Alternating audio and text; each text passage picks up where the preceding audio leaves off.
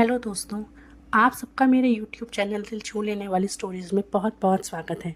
आप सुन रहे हैं मेरी ही आवाज़ में मेरी लिखी कहानी अजीब दास्तां है ये। तो चलिए बढ़ते हैं अपनी कहानी की ओर।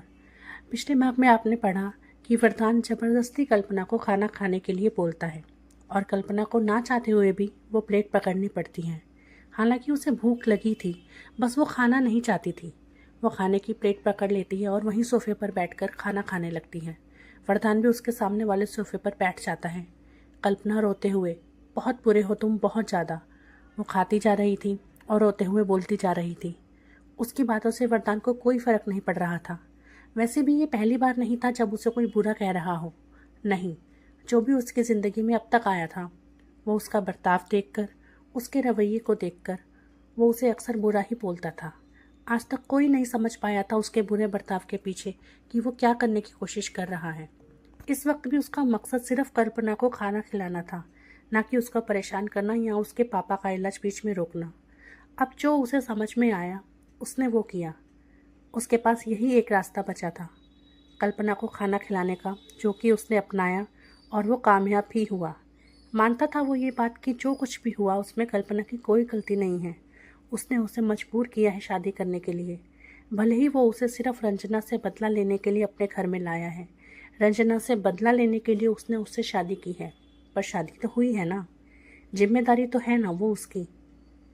अब भले ही वो उससे प्यार नहीं करता, कोई फीलिंग नहीं है उसके मन में कल्पना के लिए। वैसे उसके मन में तो किसी के लिए कोई फीलिंग नहीं है। उसका सब कुछ, उसका प्यार, उसकी मोहब्बत, उसके दिल के एहसास, उसकी फीलिंग्स, सब कुछ उसकी माँ के साथ ही चले गए। पीछे रह गया तो बस एक पत्थर जो सिर्फ सांसें ले रहा था। जिंदगी जी नहीं रहा है, काट रहा है। बीते वक्त के साथ और अपनी माँ को खोने के बाद वो कब गुस्सैल और पत्थर दिल बन गया, ये उसे पता ही नहीं चला। इसलिए अपने इस बर्ताव के कारण वो धीरे धीरे सबसे अलग होता चला गया। गलतफहमी का ऐसा शिकार हुआ वरदान कि उसने अपनी माँ को तो खोया ही खोया, अपने बाकी बचे रिश्तों को भी उसने गंवा दिया और आज वो सबकी नज़रों में बुरा भी बन गया। पता नहीं कल्पना कभी इस बात को समझ पाएगी। क्या वो कभी जान पाएगी कि वरदान के सख्त और रूड बिहेवियर के पीछे भी एक कोमल दिल है जो उसकी परवाह कर रहा है। शायद कल्पना समझ पाए इस बात को और शायद ना भी। पता नहीं ये वक्त आएगा भी या नहीं। फिलहाल तो वो कल्पना के सामने बैठा उसे घूर रहा था ताकि कल्पना अपना पूरा खाना फिनिश करे, और कल्पना रोते हुए खाना खा रही थी। वो बात अलग थी कि उसकी आंखों में गुस्सा था, जिससे वो बीच बीच में गुस्से से वरदान को देख रही थी। कुछ देर में वो अपना खाना खत्म करके प्लेट टेबल पर रख देती है और फिर गुस्से से वरदान की तरफ देखते हुए, लो, मैंने खा लिया, खत्म कर दिया सारा खाना, अब खुश? मिल गई तुम्हें ठंडक? वो गुस्से से बोलती है। पर वरदान कुछ रिएक्ट नहीं करता। वो एक नज़र घड़ी में टाइम देखता है। शाम होने लगी थी और रात को उसकी फ्लाइट थी। वो कल्पना की बातों का कोई जवाब नहीं देता। वो सोफे से उठता है और कमरे से बाहर की तरफ अपने कदम बढ़ाते हुए, 10 मिनट है तुम्हारे पास। 10 मिनट में रेडी होकर नीचे आ जाओ, तुम्हें तुम्हारे पापा से मिलवा लाता हूँ। वो बिना किसी भाव के बोलता है और फिर कमरे से बाहर निकल जाता है। कल्पना को इस बात की बिल्कुल उम्मीद नहीं थी। उसे तो ये था कि वरदान ने उससे ज़बरदस्ती शादी की है तो वो उसे अब घर में कैद करके रखेगा, अपने हिसाब से ज़िंदगी जीने को बोलेगा और उसके घर तो जाने ही नहीं देगा। लेकिन नहीं, यहाँ वरदान का उससे शादी करना सिर्फ और सिर्फ उसकी माँ का बदला लेने का एक जरिया था। इससे ज़्यादा वो कल्पना को परेशान करना नहीं चाहता था और यही वजह थी कि आज वो उससे बहुत दूर जा रहा था। कितने दिन के लिए जा रहा था और कब वापस आएगा, ये सब तो उसे भी नहीं पता था। लेकिन फिलहाल वो यहाँ से जा रहा था। कल्पना वहीं खड़ी उसे जाते हुए देख रही थी। उसे यकीन नहीं आ रहा था कि सच में वरदान उसे उसके घर लेकर जा रहा है। बस इतनी सी बात से वो खुशी से चहकने लगती है और जल्दी से अपना हुलिया ठीक करके नीचे जाती है, क्योंकि वो नहीं चाहती थी कि उसके मम्मी पापा उसको किसी भी परेशानी में देखें। वरदान नीचे उसका इंतज़ार कर रहा था। तभी उसकी नज़रें सीढ़ियों से उतरती कल्पना पर पड़ती हैं, जिसने अब वो हैवी साड़ी और वो सारे गहने निकाल दिए थे और उसने अब एक ब्लू कलर का सिंपल सा सूट पहना हुआ था। वो सिंपल तरीके से तैयार हुई थी। मेकअप के नाम पर सिर्फ उसकी मांग में सिंदूर था, वो भी जो सुबह वरदान ने लगाया था। इतनी सादगी में भी वो बहुत खूबसूरत लग रही थी और वो ब्लू कलर का सूट उसके गोरे रंग को और भी निखार रहा था। ऊपर से उसके गोरे बेदाग चेहरे पर वो लाल चमकता सिंदूर कहर ढा रहा था।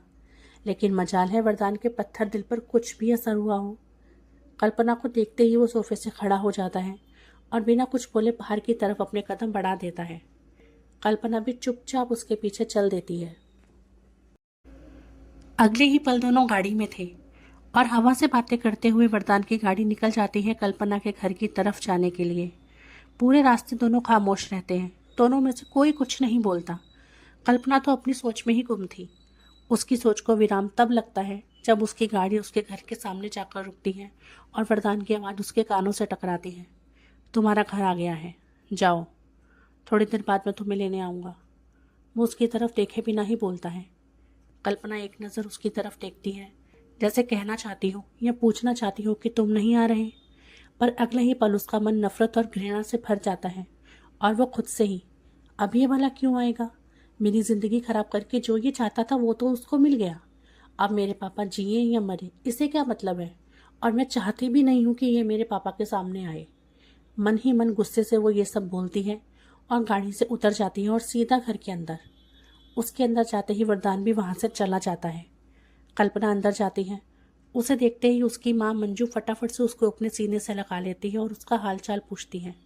वो एकदम से उसकी चिंता करते हुए उससे पूछती है कि कहीं वरदान ने उसे तंग तो नहीं किया, परेशान तो नहीं किया, उसे कुछ कहा तो नहीं। वो उसकी चिंता करते हुए बोलती है। कल्पना मंजू की हालत अच्छे तरीके से समझ रही थी। वो तुरंत उसे शांत करती है और उसे बताती है कि वो बिल्कुल ठीक है, उसे कुछ नहीं हुआ है। और फिर वो अंदर कमरे में अपने पापा के पास जाती है, जो कि पहले से बहुत ठीक थे। वो भी धीरे धीरे उससे पूछते हैं कि वो ठीक है ना। कल्पना उनका हाथ अपने हाथ में लेकर उनके हाथ को कसकर पकड़ते हुए, आपकी बेटी इतनी कमज़ोर नहीं है पापा, आप बेफिक्र रहिए, मैं बिल्कुल ठीक हूँ। आप बस अपना ध्यान रखिए और जल्दी से ठीक हो जाइए और कुछ भी टेंशन मत लीजिए। सब कुछ ठीक हो जाएगा, सब कुछ अच्छा हो जाएगा, कल्पना उसको समझाते हुए बोलती है। कल्पना के पापा एक नज़र उसको देखते हैं और फिर मन में, हाँ, अब तो सब कुछ अच्छा हो ही जाएगा बेटा। तुमने मेरी ज़िंदगी और मेरी इज्जत बचाने के लिए अपनी कुर्बानी जो दी है, मेरे लिए अपनी पूरी ज़िंदगी ख़राब कर ली, एक ऐसे इंसान के साथ शादी कर ली जिसे तुम जानती भी नहीं हो। पता नहीं वो कैसा इंसान है, कैसा नहीं, क्या मकसद है उनका इन सब के पीछे, क्यों किया उसने ऐसा। वो मन ही मन ये सब सोच रहे थे और ये सब सोचते हुए परेशानी के भाव भी उनके चेहरे पर उभर रहे थे, जिन्हें कल्पना भी देख लेती है। वो झट से उनको समझाते हुए, प्लीज़ पापा, मेरे लिए आपसे ज़्यादा ज़रूरी कुछ भी नहीं है, कुछ भी नहीं। आप पहले ठीक हो जाइए, उसके बाद हम सोचेंगे कि अब हमें क्या करना है। प्लीज़ पापा, वो एक बार फिर उससे रिक्वेस्ट करते हुए बोलती है। तभी वो डॉक्टर जिसको वरदान ने उनका ख्याल रखने के लिए वहाँ छोड़ा था, वो कल्पना से, चलिए अब आप प्लीज़ बाहर जाइए, इनके लिए इतनी देर तक बातें करना सही नहीं है, इनको आराम भी करना है। कल्पना को भी उसकी बात सही लगती है। वो अपने पापा को प्यार से समझाते हुए, मैं अभी बाहर ही हूँ पापा, आप कुछ देर सो जाइए, इतना कहकर वो कमरे से बाहर आ जाती है, जहाँ मंजू उसका इंतज़ार कर रही थी। जैसे ही कल्पना बाहर आती है तभी मंजू उसका हाथ पकड़कर सोफे पर बिठाते हुए, तू यहाँ बैठ, मैं तेरे लिए खाना लेकर आती हूँ। पता नहीं उस राक्षस ने तुझे खाना दिया होगा या नहीं। वो वरदान को राक्षस के नाम से नवाजते हुए बोलती है और फिर कल्पना के लिए खाना लेने चली जाती है। हालांकि कल्पना उसे रोकने की कोशिश करती है, पर वो उसकी एक नहीं सुनती। वो बस किचन में चली जाती है, जबकि कल्पना वहीं बैठी उसकी बात पर गौर करने लगती है। पता नहीं उस राक्षस ने तुझे खाना दिया होगा या नहीं। ठीक उसी वक्त कल्पना को एहसास होता है कि कुछ देर पहले जो वरदान ने किया, उसे मजबूर किया खाना खाने के लिए, लेकिन सिर्फ उसको खाना खिलाने के इरादे से, ना कि उसको तंग करने के लिए। और ये बात कल्पना को अब समझ आ रही थी। उसे याद आता है कि पहले वरदान ने नौकर के हाथ उसके लिए खाना भेजा था, पर जब उसने खाना खाने से मना कर दिया तो फिर वरदान ने ऊपर आकर उसे ज़बरदस्ती खाना खिलाया, फिर चाहे कैसे भी खिलाया हो, और बदले में कल्पना ने उसे गलत समझा। वो अभी यही सब सोच रही थी कि मंजू खाने की थाली लेकर उसके पास आकर बैठते हुए, ले बेटा आराम से खा ले। पर कल्पना का पेट तो पहले ही भरा हुआ था। वो खाने की थाली पकड़ती है और अपने हाथ से मंजू को खिलाते हुए, मैं खाना खाकर आई हूँ माँ, आप खाइए, क्योंकि मुझे पता है कि तुमने कल से कुछ नहीं खाया होगा। वो लगभग एक निवाला तोड़कर उसके मुंह में डालते हुए बोलती है, तू सच कह रही है ना कि तूने खाना खाया है? मंजू एक बार फिर उसकी चिंता करते हुए बोलती है। कल्पना फिर से उसे समझाते हुए, मैं बिल्कुल सच कह रही हूँ माँ, अब आप खाइए। अगर आप अपना ध्यान नहीं रखेंगी तो फिर पापा का ध्यान कौन रखेगा। बस अब कोई बात नहीं, पहले खाना। ये कहते हुए वो खाने की थाली उसके हाथ में दे देती है और फिर वहाँ से उठते हुए, मैं आपके लिए पानी लेकर आती हूँ। इतना कहकर वो किचन में चली जाती हैं। पर अभी भी उसके दिमाग में वरदान घूम रहा था। सारी बात समझने के बाद वो मन में, मतलब वो सिर्फ मुझे खाना खिलाना चाहता था, पर क्यों, वो खुद से ही सवाल करती है। लेकिन इसका जवाब तो बस वरदान ही दे सकता था। खैर, रात हो जाती है और जब तक वरदान उसे लेने नहीं आता तब तक कल्पना इसी बात में उलझी रही कि वरदान ने उसकी फिक्र क्यों की। दूसरी तरफ कल्पना के इस व्यवहार से, उसके इस रूप से, उसके इस अंदाज से अंदर तक टूट गया था अरमान। उसे अभी तक समझ नहीं आया था कि उसके साथ ये क्या हुआ। वो वरदान के घर से निकलने के बाद अभी तक घर नहीं पहुंचा था। रंजना उसे कितनी बार फ़ोन कर चुकी थी, पर अरमान एक बार भी उसका फ़ोन नहीं उठाता। रंजना को बहुत घबराहट हो रही थी कि कहीं अरमान कुछ उल्टा सीधा न कर ले। जहाँ जहाँ वो उसे ढूंढ सकती थी उसने वहाँ भी उसे ढूंढा, पर सब बेकार। अरमान का कुछ पता ही नहीं चला। और पता चलता भी कैसे, क्योंकि वो तो एक बार में बैठा शराब पी रहा था। उसकी आंखों के सामने अभी भी कल्पना का चेहरा घूम रहा था और कानों में उसके कहे कड़वे बोल जो सीधा उसके दिल पर लगे थे। कितनी शराब पी चुका था वो, फिर भी उसे नशा नहीं हो रहा था। उधर रंजना का फ़ोन बार बार उसके फ़ोन पर आ रहा था। समझ रहा था वो कि उसकी माँ कितना परेशान हो रही होगी। उसी पल वो घर जाने के लिए निकल जाता है। कुछ देर बाद वरदान कल्पना को लेने जाता है। इस वक्त रात के 9 बज रहे थे। वो कल्पना के घर के सामने गाड़ी रोकता है और हॉर्न बजाता है, जिससे कल्पना समझ जाती है कि वरदान उसे लेने आया है। वो अपने पापा से मिलती है, उनको फिर समझाती है कि टेंशन ना ले और बस अपना ख्याल रखे। इसके बाद वो मंजू से मिलती है और उसे भी अपना ख्याल रखने को कहती है। बदले में मंजू भी उसे कहती है कि वो भी अपना ख्याल रखे। इसके बाद वो गाड़ी में बैठती है। वरदान गाड़ी स्टार्ट करता है और अपने घर जाने के लिए निकल जाता है। इस बार भी दोनों में से कोई कुछ नहीं बोलता। इस बार भी पूरा सफ़र खामोशी से निकल जाता है। पूरे रास्ते कल्पना अपना चेहरा फेरकर खिड़की से बाहर देखती रहती है। वरदान एक बार भी उसकी तरफ नहीं देखता। खैर, ये सफ़र भी खामोशी से कट जाता है। कुछ ही देर में वरदान की गाड़ी उसके बंगले के अंदर प्रवेश करती है और वो गाड़ी साइड में रोकता है।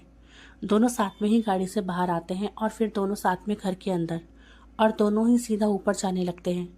वरदान आगे चल रहा था और कल्पना उसके पीछे। ठीक उसी वक्त एक सर्वेंट वरदान से खाने के लिए पूछते हुए, डिनर में क्या बनेगा सर, वो उससे पूछता है। वरदान ऊपर जाते जाते, मैडम से पूछ लो जो ये खाना चाहे, बिना किसी भाव के बोलता है वरदान और ऊपर चला जाता है, जबकि कल्पना के कदम वहीं रुक जाते हैं। वो हैरानी से वरदान को ऊपर जाते हुए देखती रह जाती है।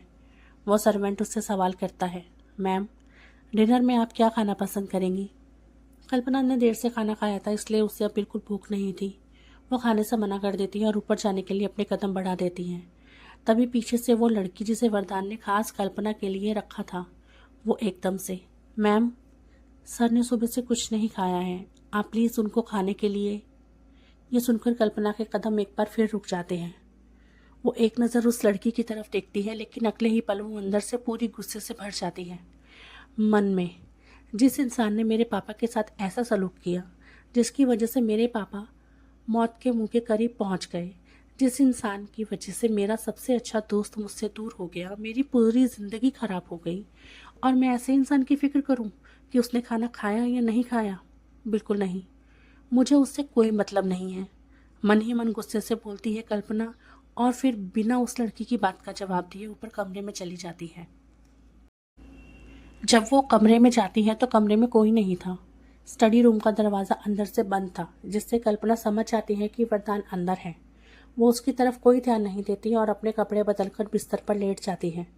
वो बात अलग थी कि उसे नींद नहीं आ रही थी, फिर भी वो अपनी आंखें बंद करके सोने की कोशिश करने लगती है। अंदर कमरे में वरदान रेडी हो रहा था एयरपोर्ट जाने के लिए। जैसे ही वो अपने कपड़े बदलने लगता है, तभी उसे याद आता है कुसुम के कंगन के बारे में। वरदान उन कंगनों को अपनी जेब में से निकालता है और देखने लगता है, और साथ ही साथ उसे रंजना की कही बात याद आ जाती है कि ये दीदी के कंगन है और वो चाहती थी कि उनकी बहू ये कंगन पहने। वरदान किस हद तक अपनी माँ से जुड़ा हुआ है, ये तो अब तक सबको समझ में आ ही गया था। वो उन कंगन को देखकर भावुक हो जाता है कि कैसा बेटा है वो, जो अपनी माँ की इतनी सी बात नहीं पूरी कर सकता। शादी की है उसने, घर में बहू लेकर आया है और वो उसे ये कंगन नहीं पहना सकता। ये सब सोच सोच कर उसका दिमाग खराब हो गया था। जब उसे कुछ समझ नहीं आता तो वो टेबल पर रखी शराब की बोतल उठाता है और एक झटके से अपने होठों से लगा लेता है। कुछ समझ नहीं आ रहा था उसको कि कैसे वो कल्पना से बात करे कि वो उसकी माँ के कंगन पहन ले। उधर कल्पना भी अभी तक जाग रही थी और इधर से उधर करवटें बदल रही थी, लेकिन उसकी आंखों में नींद दूर दूर तक नहीं थी। खैर, रात गहरा गई थी। ठीक उसी वक्त स्टडी रूम का दरवाज़ा खुलता है, जिसकी आवाज़ से कल्पना कसकर अपनी आंखें बंद कर लेती है और सोने का नाटक करने लगती है। पर तभी उसे एहसास होता है कि वरदान के कदम उसी की तरफ बढ़ रहे हैं। ये देखकर वो घबरा जाती है और मन में, हे भगवान, ये मेरी तरफ क्यों आ रहा है? अब क्या चाहिए इसे? कहीं ये मेरे साथ कुछ। वो मन में ये सब बोल ही रही थी कि तभी उसे एहसास होता है कि वरदान उसके करीब, नहीं, बेहद करीब है। इतना कि उसकी गर्म सांसें उसे अपने चेहरे पर महसूस हो रही थी। कल्पना का दिल तेजी से धक धक करने लगता है और वो और भी कसकर अपनी आंखें बंद कर लेती है। तभी उसे एहसास होता है कि वरदान ने ड्रिंक की हुई है। ये देखकर तो वो और भी ज़्यादा घबरा जाती है। ओ गॉड, ये लड़का क्या करने वाला है? क्या चल रहा है इसके दिमाग में? वो अभी सोच ही रही थी कि तभी वरदान की आवाज़ उसके कानों से टकराती है। जानता हूँ कि अपने मकसद के लिए तुम्हारा इस्तेमाल किया है मैंने, जो कि गलत भी है। मानता हूँ अपनी गलती, लेकिन इसके अलावा मेरे पास कोई और रास्ता नहीं था। जानता हूँ कि तुम इस शादी को नहीं मानती और ना कभी मानोगी, लेकिन फिर भी प्लीज़, मेरी माँ के लिए, उनकी इच्छा पूरी करने के लिए तुम्हारी इजाज़त के बिना तुम्हें उनके ये कंगन पहना रहा हूँ। ये कहता हुआ वो उसकी कलाई में एक एक करके वो दोनों कंगन पहना देता है। इसके बाद वो उससे पीछे होते हुए, उम्मीद करता हूँ तुमसे कि शायद तुम मेरी भावनाओं को समझोगी, या शायद नहीं भी, पता नहीं, कुछ समझ नहीं आ रहा। वरदान इतना सब कुछ सिर्फ नशे की हालत में बोल रहा था। अगर उसने शराब नहीं पी होती तो वो एक शब्द तक नहीं कह पाता कल्पना से, और इस वक्त उसे कोई होश नहीं था कि वो क्या बोल रहा है क्या नहीं। वो आगे बोलते हुए, जानता हूँ कि तुम्हारा गुनहगार हूँ, पहले ही तुम्हें बहुत परेशान कर चुका हूँ, लेकिन अब और नहीं करना चाहता, इसलिए जा रहा हूँ यहाँ से। ये कहता हुआ वरदान अपना बैग उठाता है और तेजी से कमरे से बाहर निकल जाता है। उसके बाहर जाते ही कल्पना झट से उठती है और अपनी कलाई में सजे हुए उन कंगनों को देखती है और फिर बाहर जाते हुए वरदान को। आज के लिए बस इतना ही। जल्द हाजिर होंगे अगले भाग के साथ। और आपको ये कहानी कैसी लग रही है कमेंट सेक्शन में ज़रूर बताएं। वीडियो को लाइक करें और जिन्होंने अभी तक मेरे चैनल को सब्सक्राइब नहीं किया है वो प्लीज़ जल्दी से सब्सक्राइब कर लें।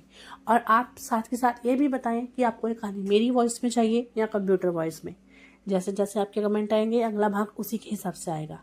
सो प्लीज़ जल्दी से चैनल को सब्सक्राइब करें और कमेंट में अपनी बात ज़रूर बताएं। Thank you.